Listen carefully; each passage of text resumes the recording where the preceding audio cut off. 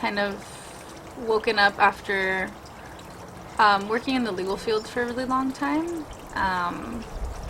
I'm looking to like motivate myself to just operate outside of kind of capitalism's hold, and I want to go into birth work, specifically because I myself had a great experience in my birth. I had a home birth, a natural home birth, and I had a doula and a midwife here in Echo Park in Los Angeles. And yeah, I've just been highly motivated since then. I had such a great connection postpartum. Had a great experience breastfeeding. Everything kind of fell into place. And my birth was almost perfect for me. So I don't think a lot of people describe their journeys and experiences in birth and postpartum, anything like that. And I really do owe it to my doula. Her name's Jenny Silva. She practices with a lot of traditional Mexican ways that she has learned from other doulas, and kind of just keeps passing that along and kind of reminding folks that that's not, it's not over. It's a continuing kind of cultural tradition, and it helps people. So that's something that I want to bring and continue on. I believe she might be transitioning to becoming a midwife, but for me, in my birth, my doula was basically like the number one person that I relied on. My partner was present and helpful, but I appreciated more the support of someone who has been around the block, been to a few births, and kind of isn't looking at birth and labor as an emergency situation.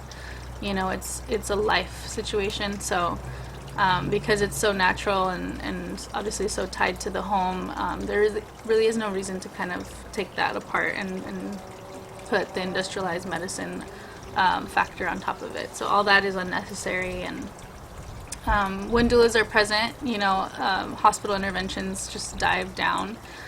Women are able to advocate much better for themselves. And that's something that I want to continue. Although, having recently lost my job, I lost my job because I reported sexual harassment in the workplace, ironically at an employment law firm. And so the person who was harassing me was let go. They weren't told why. But then I was let go a week later. So, I mean, in general, I think I'm a little bit I'm pessimistic about the legal field now. I don't really think that it genuinely helps people. I don't want to be implicated in the structure of the legal system. It doesn't work for most people, I think. The justice is far too slow. And then a lot of the time clients are just kind of, they're defeated. Money isn't necessarily justice. The wrongdoings of our society are what we really want to fix.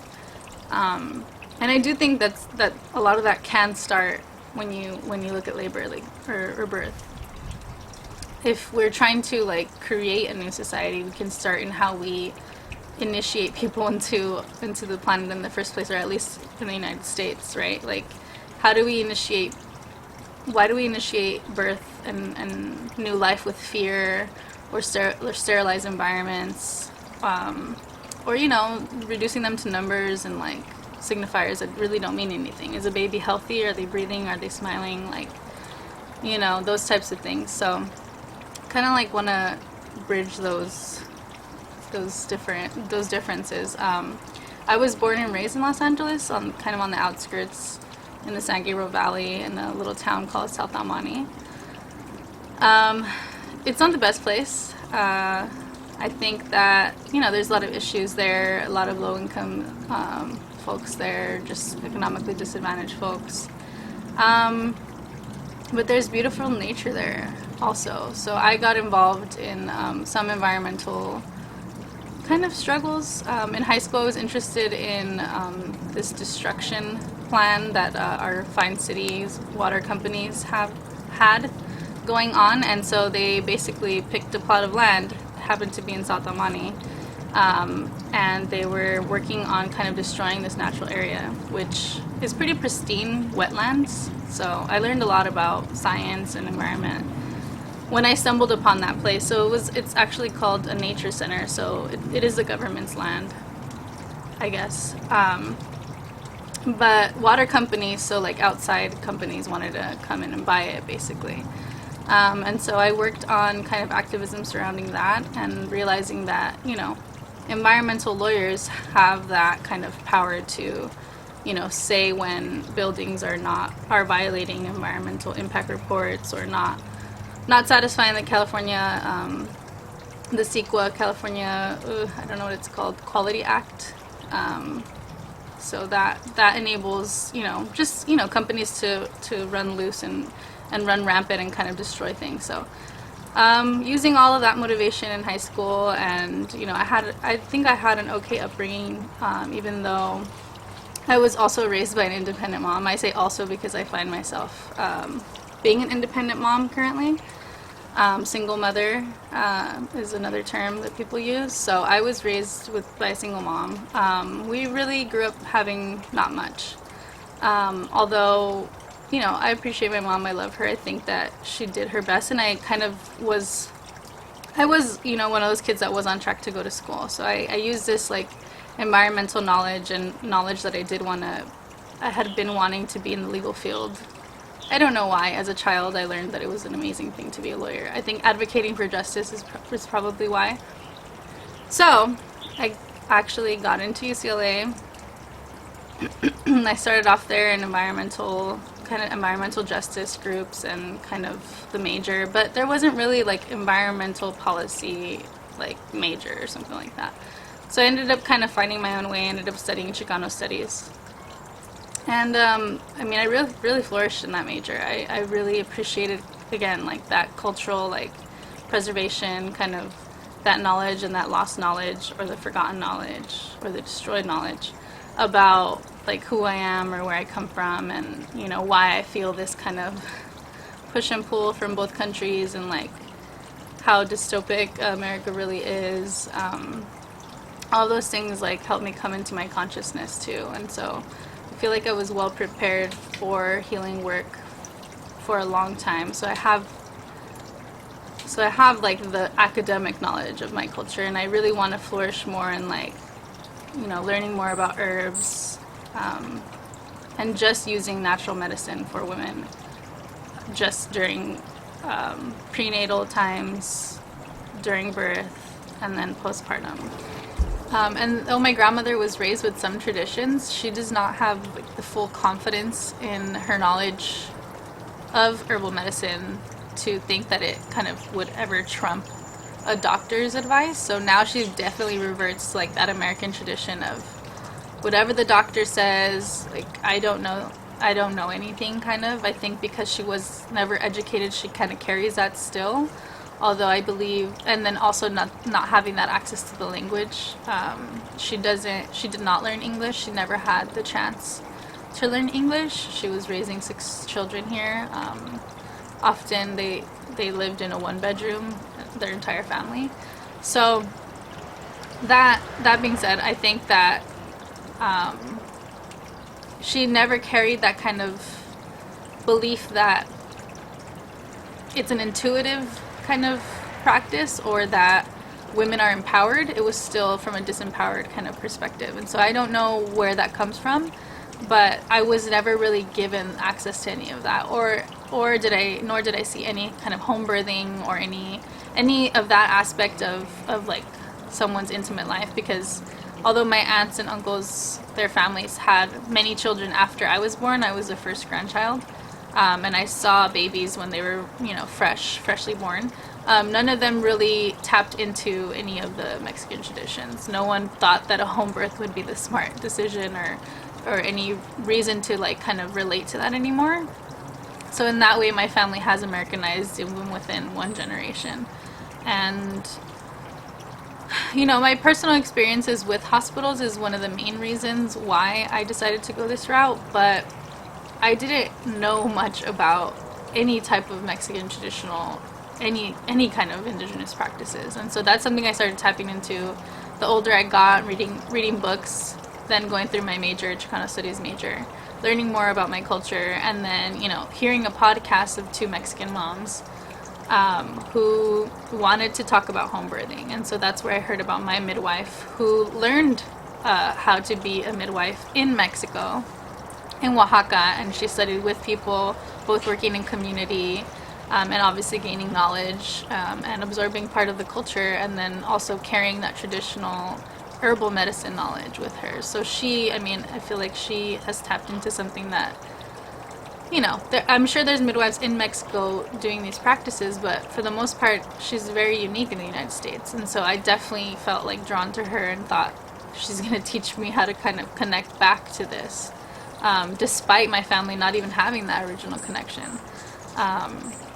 And so, yeah, that's definitely what my opinion on how things are. Mexico actually is the country with the highest rate of C-sections. So they themselves are having this kind of problem, this cultural problem, maybe cultural shift away from what they were practicing beforehand, which is, I mean, it's so rapid how colonization continues to work that way, even in countries that, I mean, they are connected to some traditions. So for the most part, if, you know, you're a healthy woman and you don't have any type of pregnancy complications, you can have a home birth. If you have been healthy in the first 9 to 10 months of your pregnancy, you will have a normal pregnancy.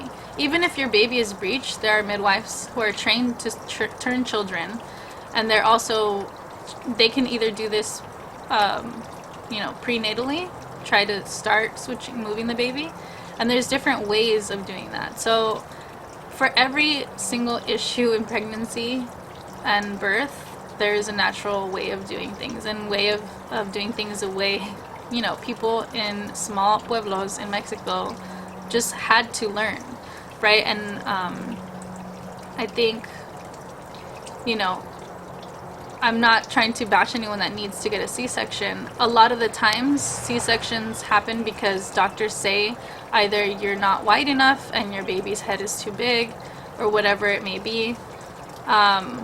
You know, sometimes that's true. Most of the time, it's not. And, you know, a big reason why is because these C-sections, they're able to be scheduled in on a doctor's day, right? It's not a natural, you're not waiting around for these things. It's not happening in the middle of the night. And also, you know, something that's huge that I'm recently learning is that if the babies are born by C-section and they're not born vaginally, their immune system is compromised, you know, sad to say, literally for the rest of their lives. Could be. So there's some research showing that that it's absolutely vital to your existence to kind of be born through the canal, and there's, you know, there are reasons for that, you know, evolutionarily or biologically, whatever you want to say, but you know, taking that away, it's not just a matter of convenience. It's by no means easier on the woman. I mean, the healing process on that is a lot harder. And for instance, I mean, back in the day, there was a practice of episiotomies, of literally, you know, cutting the area between the vaginal opening and the anal opening. And so some doctors thought that it would be prudent to surgically cut that so that it would make it easier for the baby to come out and like help out the mother, because it would naturally tear in the first place. Well, I'm here to say too, people don't always naturally tear the first child, but a surgical scar like that could have effects on a lot of other things and a lot of other births, and that healing process is a lot harder than what a natural tear healing process would be. And so these are like kind of the nitty-gritty details that, for the most part, you know, we leave up to, you know, hail the doctor's knowledge, but for the most part, their knowledge is of, again, capitalism and money, and making health transactional, and kind of telling you and having a one-size-fits-all kind of mentality around women's health and bodies and babies, which is, again, not the case. Every single one of us is individual. Every single birth is individual. For the absolutely emergency cases of C-section, you know, there's ways around getting some of that natural bacteria into the system of the baby. I would say every single birth, every single person birthing, going through pregnancy, labor, postpartum needs a doula of some kind.